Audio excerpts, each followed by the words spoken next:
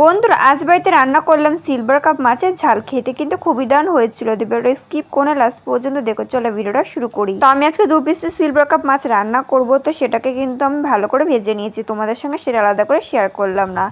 এরপর শুকনো কলার সামান্য পরিমাণে কালো জিরে, সাদা জিরে, কিছুটা পরিমাণে পোস্ত ভেজে নেব। এরপর কড়াই দেবো বেশ খানিকটা পরিমাণে তেল। ওইদিকে মশলাটা কিন্তু করে নিয়েছি। মশলার মধ্যে নিয়েছি কালো জিরে, সাদা জিরে আর পোস্ত ভেজেছিলাম সেটা, আর আদা রসুন পেঁয়াজ। তারপর তেলে পরে সামান্য পরিমাণে জিরে দিয়েছি, জিরে দিয়ে হালকা নাড়াচাড়া করে তার মধ্যে ঢেলে দিয়েছি মশলা দিয়ে কিন্তু ভালো করে কিন্তু এটা কষাতে থাকবো, একভাবে নাড়াচাড়া করতে থাকবো যাতে তলায় লেগে না যায়। এরপর এর মধ্যে সামান্য পরিমাণে লবণ আর হলুদ দিয়ে আর কিছুটা পরিমাণে জল দিয়ে মশলাটা ভালো করে কষাতে থাকলাম। এরপর মশলাটা একভাবে কষাতে থাকবো যতক্ষণ না মশলা থেকে তেল ছেড়ে দেয়। বেশ কিছুক্ষণ নাড়াচাড়া করার পর এর মধ্যে দিলাম সামান্য পরিমাণে লঙ্কার গুঁড়ো। আমি কিন্তু এখানে ঝাল লঙ্কার গুঁড়ো দিয়েছি, তোমরা কালারের জন্য কাশ্মীরি লঙ্কার গুঁড়ো দিতে পারো।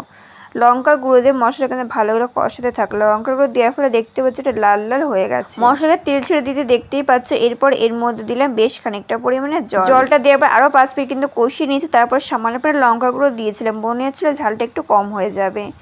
লঙ্কা গুঁড়ো দেওয়ার পরে আরও দিয়ে দিলাম কিছুটা পরিমাণে জল। আমি কিন্তু এখানে ঠান্ডা জল দিয়েছি, আমি সবসময় গরম জলে দিই, তবে তোমরা কিন্তু পারলে গরম জল দিও। জল দেওয়ার পরে কিন্তু ভালো করে মশলার সাথে মিশিয়ে দিয়েছি। তবে জল কিন্তু খুব একটা বেশি পরিমাণে দেবে না, কারণ এটা একটু কামাখায় কিন্তু ঝোল খেতে ভালো লাগে।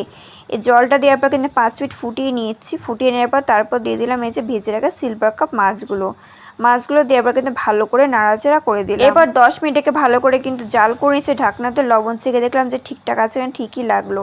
তাই সবশেষে দিলাম সামান্য পরিমাণে গরম মশলা আর দিলাম সামান্য পরিমাণে একটু চিনি। এখানে চিনিটা কিন্তু তোমরা স্কিপও করতে পারো, দেখতে পাচ্ছ পছন্দ মতো ঝোল চলে এসে নাড়িয়েছে, নামলে রেডি হয়ে গেল কিন্তু সিলভার কাপ মাছের ঝাল। খেতে যা দারুণ হয়েছিল না, তোমরা কিন্তু রেসিপিটা বাড়িতে অবশ্যই একবার ট্রাই করো। আশা করো তোমাদের কাছে খুবই ভালো লাগবে। তো আজকে রেসিপি কেমন লাগলো জানাতে ভুলো না। ভিডিওতে লাইক করে সাবস্ক্রাইব করে দিও। বাই।